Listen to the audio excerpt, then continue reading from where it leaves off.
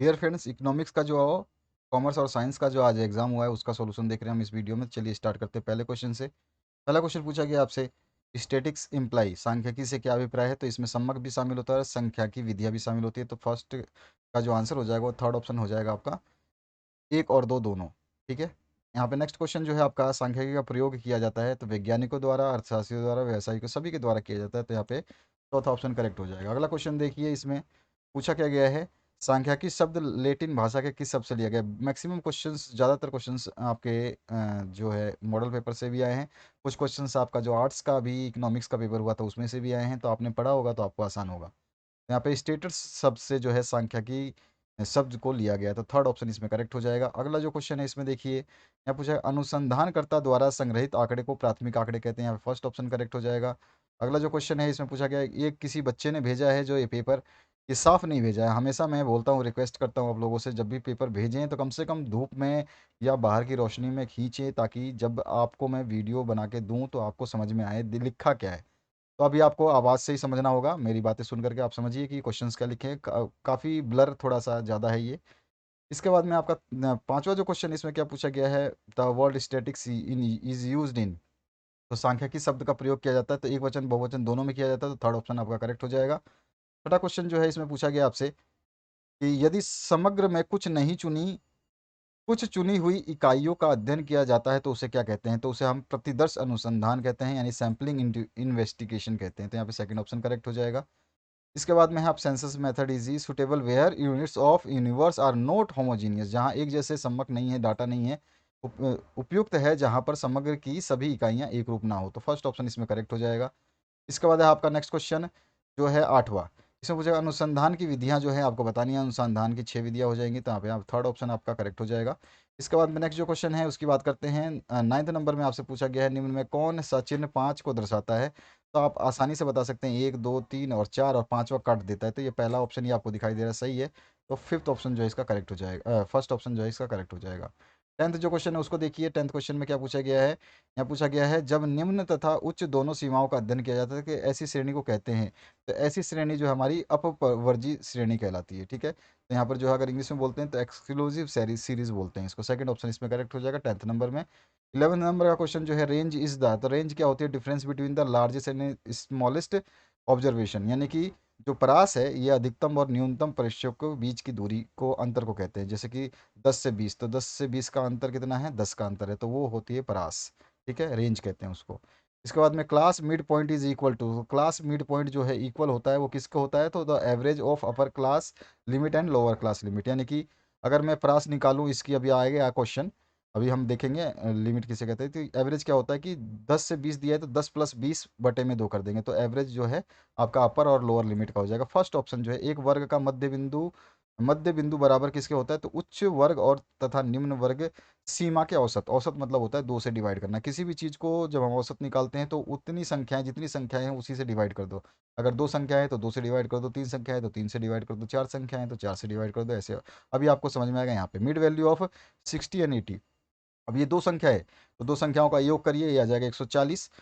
60 और 80 आ जाएगा 140, तो इसको 2 से डिवाइड करोगे तो आ जाएगा 70। तो यहाँ पे चौथा ऑप्शन करेक्ट हो जाएगा 13 का। तो यही है मिड वैल्यू। यहाँ पे यही बताएगा उच्च वर्ग तथा निम्न वर्ग के औसत का। तो औसत क्या निकला, 70। तो यही औसत जो है आपका क्या कहलाता है, वर्ग का मध्य बिंदु। ठीक है। इसके बाद आते हैं नेक्स्ट क्वेश्चन की तरफ। यहाँ पे 70 आ जाएगा, 60 और 80 का मध्य बिंदु। उसके बाद आते हैं नेक्स्ट क्वेश्चन की तरफ। नेक्स्ट क्वेश्चन पूछा गया आपसे 14 नंबर में आपसे पूछा गया है, पंक्तियों और स्तंभों के रूप में सम्मकों के क्रमबद्ध व्यवस्था क्या कहलाती है। तो इसको हम क्या कहते हैं, तो इसको हम कहते हैं वर्गीकरण। ठीक है, तो इसको क्लासिफिकेशन कहते हैं। सेकंड सॉरी, ईशान्यन कहलाता है ये। ठीक है, आपका टेबुलेशन कहलाता है। क्योंकि हम इसमें क्या कह रहे हैं, पंक्तियों के स्तंभ भी यूज़ कर रहे हैं, यहाँ पे आपका रो भी यूज़ कर रहे हैं और कॉलम भी यूज़ कर रहे हैं। और रो और कॉलम जब बनता है तो हमारी सारणी बन जाती है, तो टेबुलेशन फॉर्म बोलते हैं। तो यहाँ पे आपका फर्स्ट ऑप्शन करेक्ट हो जाएगा। इसके बाद में है आपका 15 नंबर क्वेश्चन। 15 नंबर में पूछा गया है 50 और 70 का मध्य बिंदु। 50 और 70 को जोड़िए तो 7 और 5 12, 120 हो जाएगा। 120 का इसको 2 से डिवाइड करते हैं, 2 संख्याएं हैं तो 2 से डिवाइड करेंगे तो 60। थर्ड ऑप्शन जो आपका करेक्ट हो जाएगा। तो ये मिड पॉइंट आ जाएगा, आपका मिड वैल्यू आ जाएगी। 16 नंबर, एक graph of communicative distribution function is also known as, तो उसको ओगिव कहते हैं। यहाँ पे आपका 16वां का जो है फर्स्ट ऑप्शन करेक्ट हो जाएगा, यानी कि यहाँ पे तोरण चित्र कहते हैं इसको। ठीक है। इसके बाद में आता है नेक्स्ट क्वेश्चन।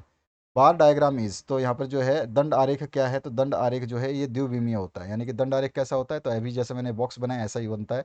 आपने देखा भी होगा, मैंने इकोनॉमिक्स का आर्ट्स वालों बच्चों को बताया था कि इस तरह का आपका ये जो है एक्स वाई एक्सिस और ये एक्स एक्सिस होता है, और इस पर आप देखोगे तो इस तरह से कई कई बार आपने क्रिकेट देखे होंगे तो इस तरह से ये ग्राफ दिखाता है। आपने कई बार ये ग्राफ को चेक किया होगा, कई बार देखा भी होगा, तो इस तरह का ये ग्राफ दिखाता है, छोटा बड़ा इस तरह का बहुत सारे ग्राफ आपको देखने को मिलेंगे। तो ये इसमें आपको एक्स एक्सिस भी दिखाई दे रहा है, वाई एक्सिस भी दिखाई दे रहा है, तो ये आपका द्विविमीय है, यानी कि दो डायमेंशन आप इसमें देख सकते हो, दो चीज़ें इसमें दिखाई देंगी, एक्स की भी और वाई की भी। तो यहाँ पर आपका द्विविमीय हो जाएगा, सेकंड ऑप्शन करेक्ट हो जाएगा। 18 नंबर क्वेश्चन देखिए, 18 नंबर में क्या पूछा गया है, इसमें क्या पूछा गया है, आंकड़ों के चित्रीय निरूपण का उद्देश्य जो है वो क्या है, प्रस्तुतिकरण करना, प्रस्तुत करना है, यानी प्रेजेंटेशन करना। आंकड़ों का चित्र बना करके क्या करते हैं, हम प्रेजेंटेशन करते हैं। अगला है टोटल एंगल ओ at the centre of a pie diagram. Pie diagram क्या होता है, सर्कल होता है। पाई डायग्राम क्या होता है, ये सर्कल होता है। इस सर्कल में ही हमारे जो है आंकड़े को दिखाया जाता है, इस तरह से दिखाया जाता है, ठीक है। यहाँ पे ऐसे करके, फिर कुछ ऐसे करके, और फिर कुछ ऐसे करके, बहुत सारे जितने आंकड़े आप दिखाना चाहो। तो इस सेंटर पॉइंट पे कितना एंगल होता है, तो 360 डिग्री होता है। तो हमारा जो आंसर हो जाएगा इसमें सेकंड ऑप्शन करेक्ट हो जाएगा, 360। ठीक है, तो यहाँ पे एक पाई आरेख का केंद्र पर कुल कोण कितना होता है, 360 होता है। इसके बाद आ जाइए नेक्स्ट क्वेश्चन पे। यहाँ पे पूछा गया है माध्यिका की गणना का आधार क्या है। तो माध्यिका का जो है ओजाइव कर्व जो है इसकी गणना का आधार है। बाकी मिड वैल्यू होती है, मिड वैल्यू इसमें दी नहीं है, तो ओजाइव कर्व हो जाएगा। ठीक है, तो आपका जो है 20वें का फर्स्ट ऑप्शन करेक्ट हो जाएगा। आते हैं हम नेक्स्ट क्वेश्चन की तरफ। Agriculture activities are related to, तो एग्रीकल्चर जो है कृषि संबंधी कार्य है, और कृषि संबंधी कार्य जो प्रकृति से जुड़े होते हैं वो प्राइमरी में आते हैं। मैंने बताया था आपको कि मैं इसके लिए स्पेशल वीडियो बनाऊंगा जिसमें प्राइमरी, सेकेंडरी और टर्टियरी सेक्टर को बहुत बढ़िया से एक्सप्लेन कर दूंगा, ज़िंदगी में कभी आपको इससे दिक्कत नहीं होगी। इसके बाद आते हैं 22 नंबर क्वेश्चन पे। 22 नंबर है कृषि क्रियाएं क्षेत्र में संबंधित। मैंने बताया कि आपके प्राथमिक से संबंधित होती है कृषि क्रियाएं। 22 नंबर में है इंडिया गोट इंडिपेंडेंस। सभी को पता है कि 15 अगस्त सन 1947 को जो है उसको आज़ादी मिली थी। तो 15 अगस्त 1947 भारत को स्वतंत्रता मिली। उसके बाद आते हैं 23 नंबर क्वेश्चन पे। इसमें क्या पूछा गया, when was the first data census collected during the British India. British India में बात हो रही है, तो ब्रिटिश इंडिया में 1881 में हुई थी। तो यहाँ पे आपका जो है ब्रिटिश इंडिया का आंसर क्या हो जाएगा, आपका फर्स्ट ऑप्शन करेक्ट हो जाएगा। अब आते हैं हम नेक्स्ट क्वेश्चन की तरफ। ठीक है, ब्रिटिश काल में भारत की प्रथम जनगणना संपन्न जो है 1881 में हुई थी, और भारत की आज़ादी के बाद में सन 1951 में, जो कि मैं आपको बता चुका हूँ पहले वाले सेट में। इसके बाद 24 नंबर क्वेश्चन के बाद में हम 24 नंबर पे आ जाते हैं। Which year is regarded as the year of the great divide. तो ग्रेट डिवाइड, महाविभाजन का वर्ष किसको कहते हैं, तो 1921 को हम महाविभाजन का जो है वर्ष माना जाता है। उसके बाद में आते हैं 25 नंबर क्वेश्चन पे। तो यहाँ पे महाविभाजन आपका सेकंड नंबर ऑप्शन है। Suez canal was opened at transport. तो यहाँ पे स्वेज नहर जो है इसको कब खोला गया, तो 1869 में खोला गया। थर्ड ऑप्शन जो है इसका करेक्ट हो जाएगा। ठीक है, स्वेज नहर का। 26 नंबर क्वेश्चन देखिए, 26 नंबर में क्या पूछा गया आपसे।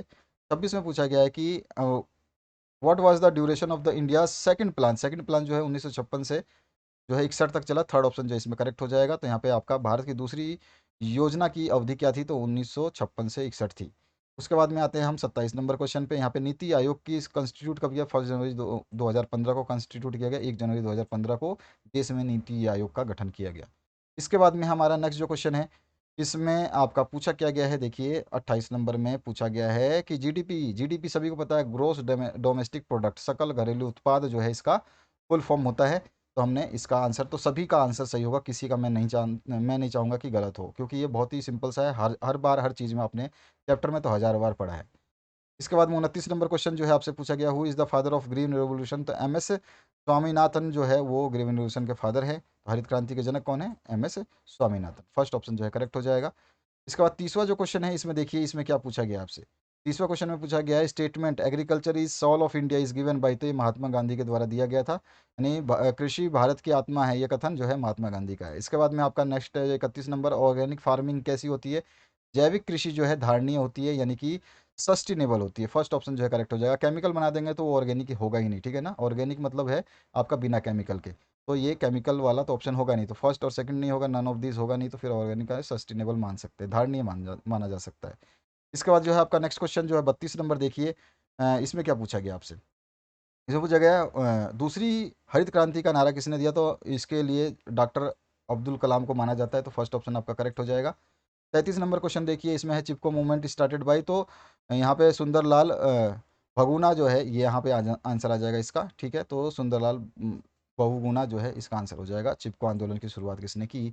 इसके बाद आते हैं नेक्स्ट क्वेश्चन पे। तो यहाँ पे जो है इंडिया इज़ फर्स्ट आयरन और स्टील इंडस्ट्री जो है कब मतलब बनाई गई थी। ये भारत में सर्वप्रथम आयरन एंड स्टील कंपनी की स्थापना कब की गई, ये आपको बताना है, ठीक है। तो ये जो स्टार्ट की गई थी, ये की गई थी आपकी 1905 में। तो सन 1905 जो है इसका आंसर हो जाएगा। इसके बाद आते हैं हम नेक्स्ट क्वेश्चन पे। नेक्स्ट जो क्वेश्चन है देखिए आपका,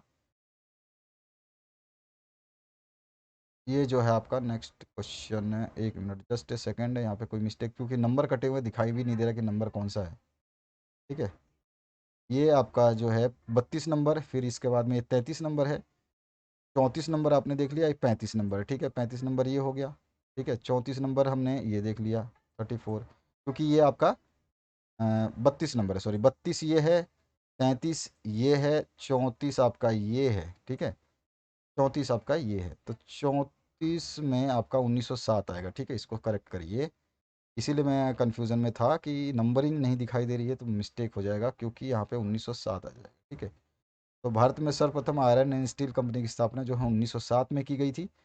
अब इसके बाद आते हैं नेक्स्ट जो आपका 35 नंबर पे, when was the first Indian policy declared. तो फर्स्ट पॉलिसी डिक्लेयर जो हुई थी 1948 में हुई थी। यहाँ पे आपका 35 का सेकंड ऑप्शन करेक्ट हो जाएगा, ठीक है। पहली भारत में पहली औद्योगिक नीति जो है 1948 में घोषित की गई। 36 नंबर क्वेश्चन देखिए, economic reforms in India were started in. तो ये इकोनॉमिक रिफॉर्म जो भारत में आर्थिक सुधार प्रारंभ कब किया गया था, तो आंसर हो जाएगा हमारा 1991 में। 1991 जो है इसका आंसर हो जाएगा।